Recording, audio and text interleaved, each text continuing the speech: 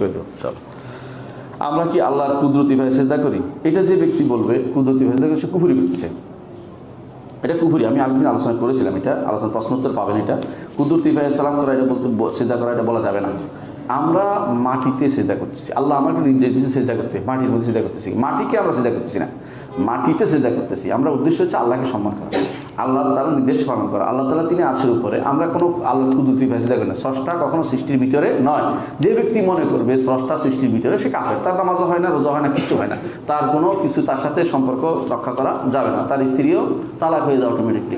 স্রষ্টা সৃষ্টির বাইরে, এটা সব যতক্ষণ পর্যন্ত বিশ্বাস না করবে তার এই আকীদা শুদ্ধ হয়নি।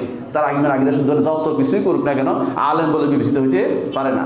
সলফে সালেহীন সবসময় বলতেন যে ইন্নাল্লাহা আলা আরশিহি বাইনুম মিন খালকিহি, আল্লাহ তার আরশের উপরে সমস্ত সৃষ্টি জগৎ থেকে আলাদা।